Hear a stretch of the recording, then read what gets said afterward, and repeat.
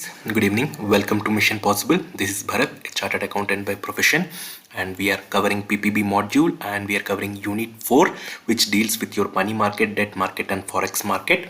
So far, in our earlier session, that is part 1 of this lesson, we have dealt about money market. Money market is nothing but mostly short-term funds which are less than for a period of 1 year are called as money market, and we have learned about the various types of money markets and the various instruments which are used in money market. Now we will just move to the next part of the lesson, which is about to your forex market.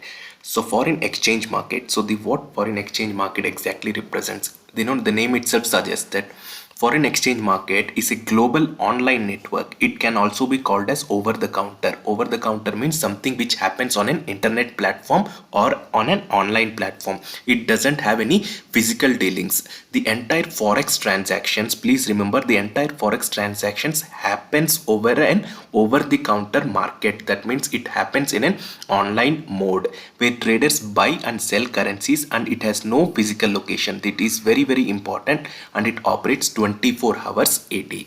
So now we will learn about the most important market in forex, which is called as your interbank market. Some people even call it as OTC market. It is one and the same. That means the transactions are operated through an online mode and no physical location is present. Interbank market is nothing but a network of banks. That means two banks dealing with each other for trading currencies. So why does the necessity of trading currencies occurs between banks? For example, there is a party UK, a party in UK buys something from a party in USA. So he has to repay the amount in US dollars. But where will this UK party get the US dollars? Immediately he will go to his bank in UK, and the bank will arrange him the money in US dollars instead of pounds, which is the normal currency of UK. So A will give to the bank pounds, and instead bank will give him dollars so that he can pay that dollars to USA. Now where will bank get these dollars? It has to approach some other bank who require pounds. That means some other bank, Standard Chartered Bank, requires pounds. So what it will do? It will trade currency. That means it will ask this bank to provide GBP, and in turn it will provide this bank US dollars. That means it is a mutual exchange of transactions between two banks. Both the banks require different currencies, so it is a common marketplace wherein two banks approach each other and they deal with the required currency that they want. In this way, both the bankers can satisfy the customers also, and the bankers can make some revenue out of this, because generally when trading with foreign exchange transactions, there are a few terms like spot market rate, forward market rate, which we will learn more about in AFB module when we deal with the foreign exchange chapter. So generally dealing with these foreign currency transactions, banker will also earn some income, which generally happens through both exchange rate fluctuations as well as sometimes interest is included for exchanging the currencies. So this is simply called as interbank market, or else also called as OTC market. And here the important factor to note is the minimum trade is 1 million. We cannot simply go and trade for a smaller amount like $100 or $200. So the minimum trade is about 1 million of the currency, whichever currency it may be pound or it may be dollar, and the minimum trade is 1 million. And most of the transactions do not start with 1 million. They even start with 10 million and can go up to 100 million or even 1 billion in value. It depends upon the necessity and also the banker's requirement, and as a result the exchange rates are dictated by the interbank market. That means it depends upon the necessity and situation, just like your demand and supply factor. If the demand is less, then obviously the rates will be cheaper, but if the demand is more and the supply is less, then the rates are dictated by the person who has that currency. And that's why you can see a lot of fluctuations in your currency rates every now and then. So this is all about your interbank market. Now in interbank market, we have just learned that the bankers earn some income through interest rate. So what is this interest rate and who fixes that interest rate? So the interest rate that is generally dealt globally, it is called as LIBOR, and the full form for this is London Interbank Offer Rate. So London Interbank Offer Rate refers to the interest rate that UK banks charge to other financial institutions for short-term loans. That means, simply to make it understand, if we approach a bank for a home loan, okay, they will charge an interest for that. It is called as home loan interest rate. Similarly, if a bank approaches another bank for a loan in order to meet its short-term obligation, the rate of interest which it has to pay to the other bank is called as LIBOR. To make it more simple, I will just explain it with the help of a small flowchart. So there is a bank, Standard Chartered Bank, and there is a bank called Citibank. So SCB requires money of almost 1 million US dollars. So it approaches Citibank and asks to give it 1 million US dollars loan. It is a short-term loan. So Citibank gives this amount to SCB and in turn charges an interest. It may be 3%, it may be 5%. The LIBOR rate keeps on changing and the LIBOR rates are updated at this site every quarterly and every monthly so that people can use that rate as a benchmark rate. So when giving loan, Citibank refers to the LIBOR benchmark rate and charges this interest rate to SCB. So this is called as the interbank interest rate. That means for common people the interest rates are different, which is generally more regulated by RBI in our case of India, whereas when the banks deal with each other globally, that means this LIBOR is more applicable on a global scale and not on an Indian scale.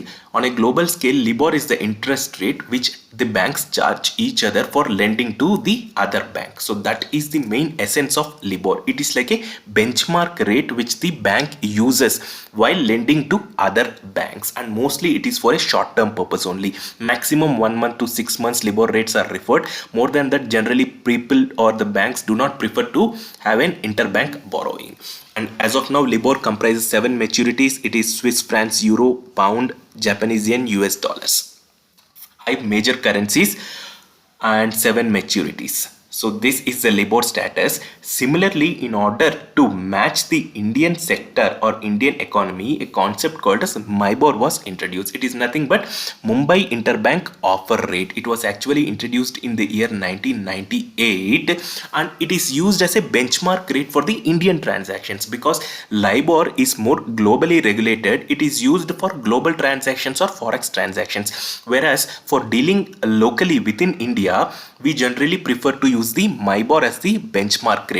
It is used as a reference rate. This is important for floating rate, corporate debentures, term deposits, interest rate swaps and forward rate agreements. This thing we will learn in AFB module, but for now you can just understand that MIBOR is nothing but just the similar version of LIBOR, but MIBOR applies only within India and also more popular among the short-term borrowings and lending. So that is the essence of MIBOR, and the rates are actually updated by the national stock exchanges on a daily basis, and the NSE has developed a benchmark for the term money market like the 14-day, 1 month or 3 month MIBOR rate. People can refer to that MIBOR rate while lending between different banks. For example, an Indian bank borrows, SBI borrows money from some other bank like Canara Bank for short-term purposes. So the interest rate which generally these banks use is the MIBOR rate. It is the reference rate. It doesn't mean that you have to exactly adopt it, but it is the reference rate which the local banks in India adopt for lending between one another. And also not only for bank lending, it is also used for corporate debentures.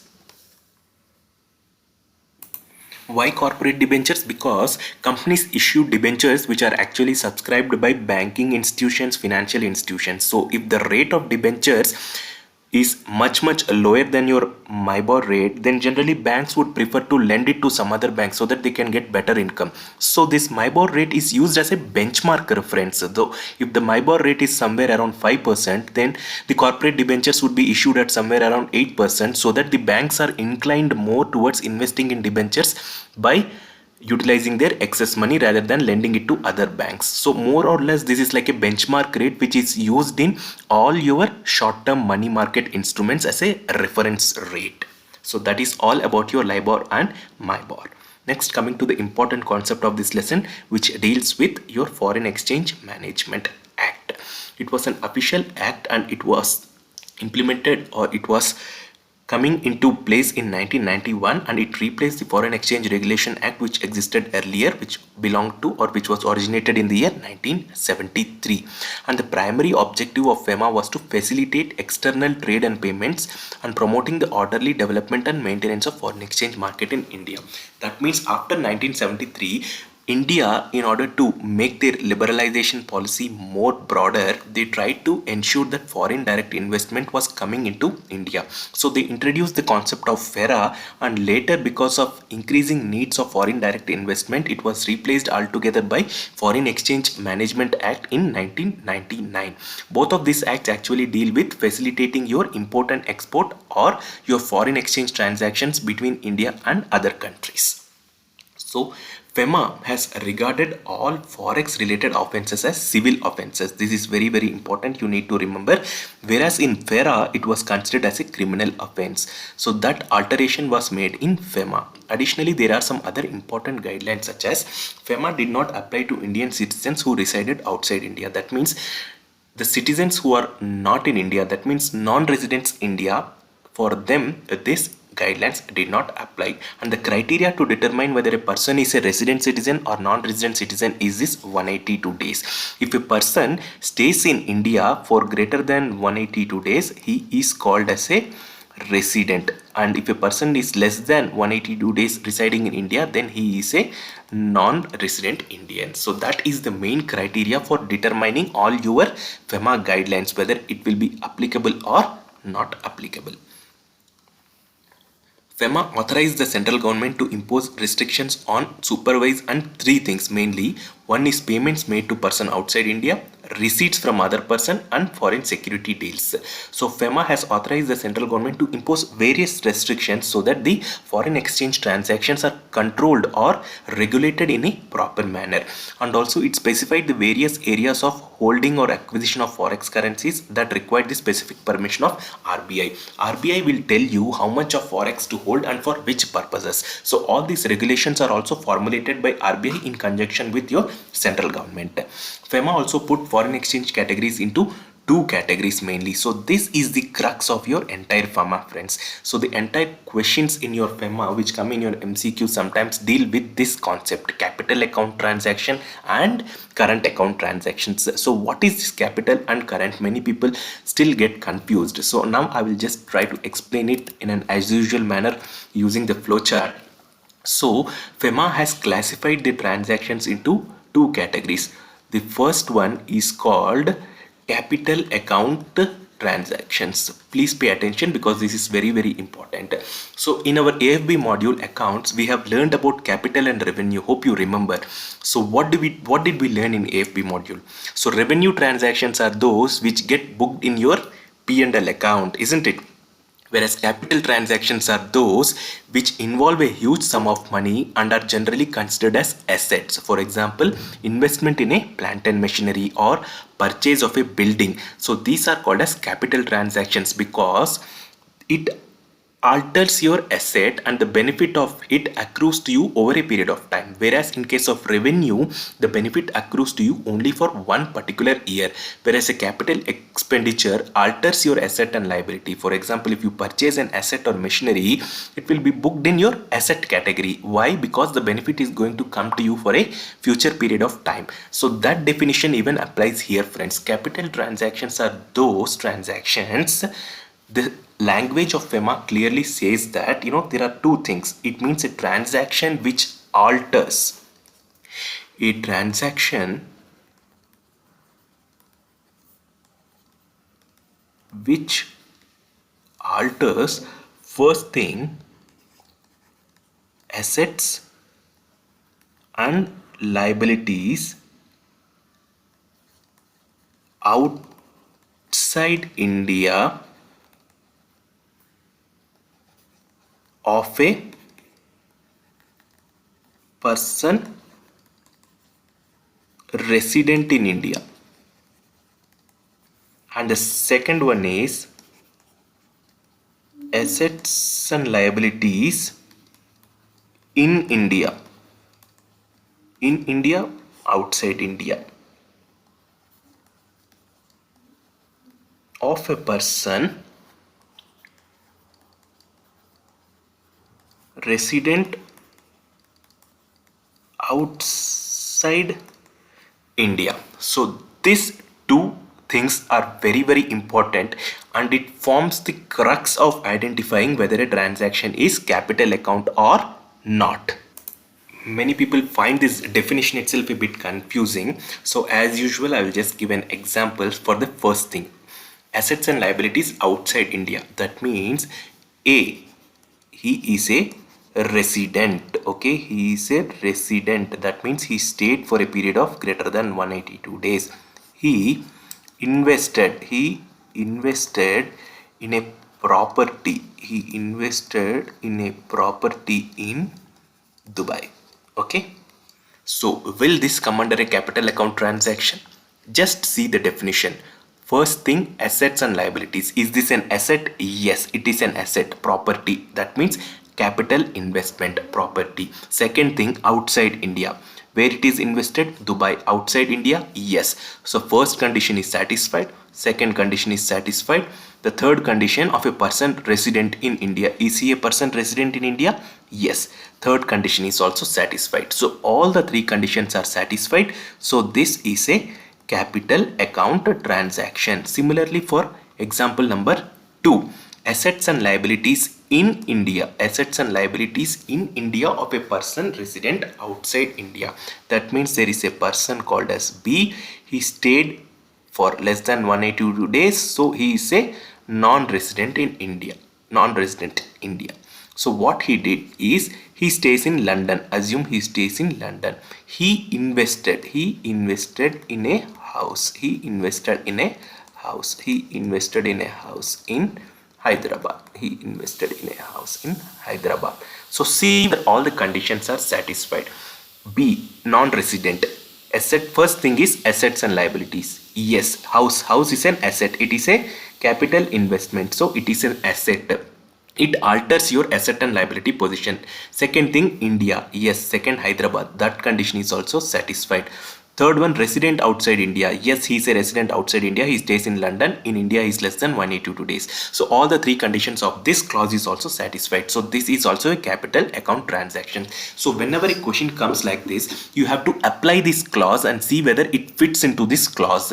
For example, in this case, if the person B is a resident in India, that means he stays for 182 days, then one of the condition is not meeting. So obviously this is not a capital account transaction. So that is how you should judge whether a transaction is a capital account transaction or not.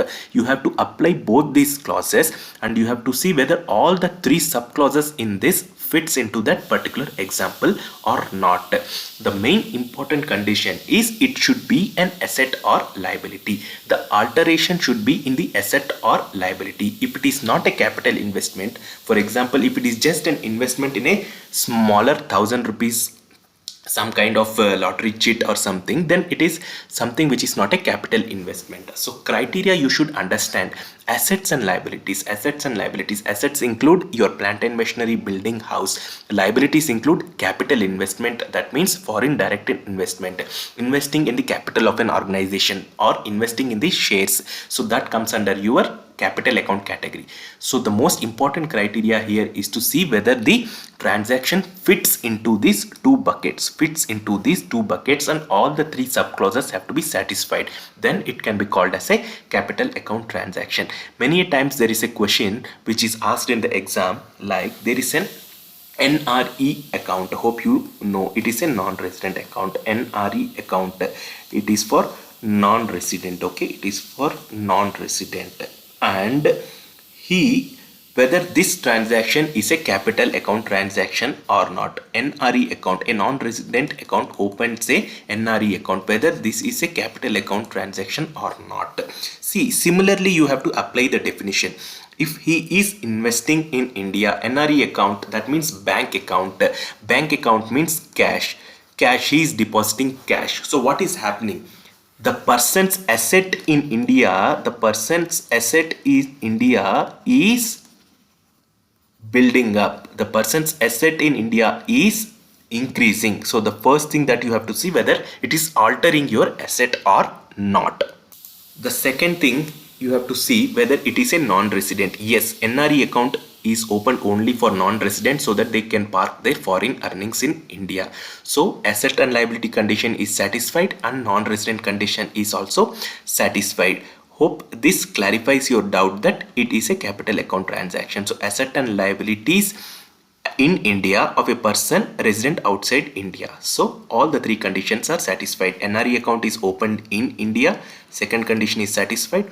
Cash, that means asset, he is building up the asset, he is increasing his asset. First condition. Third condition, non-resident. So all the conditions are satisfied, isn't it? So it is a capital account transactions. So whenever questions comes like this, you have to apply your mind. First thing is to see whether the assets or liabilities is being altered or not. Only then proceed to the second step. Hope this clarifies your definition of capital account transactions. The next comes to your concept of current account transactions. Anything which is not a capital account transaction can be classified as current account transactions. The most important thing to note here is capital account transaction should always alter your assets and liabilities. That is the most important. This is the first step. Only if it is correctly applied, then proceed to the other two conditions of whether it is a non-resident or whether the investment is in India or vice versa. You can check it. So that is the most important clause. So with that, I would like to end this video now, because again there are a few more important concepts and it will take approximately another 20 minutes for me to complete this lesson. So in the next chapter we will learn more about current account transactions, and we will also learn more about what are the restrictions or prohibitions which are imposed by FEMA for the persons who are dealing with foreign exchange transactions. So that few topics are very important, so I just do not want to rush through this, and hence I have just made this entire chapter into 3 parts. So we have already made 2 parts, so the next chapter will deal with the further provisions of this section. So thank you for watching our video. Please take care and stay safe.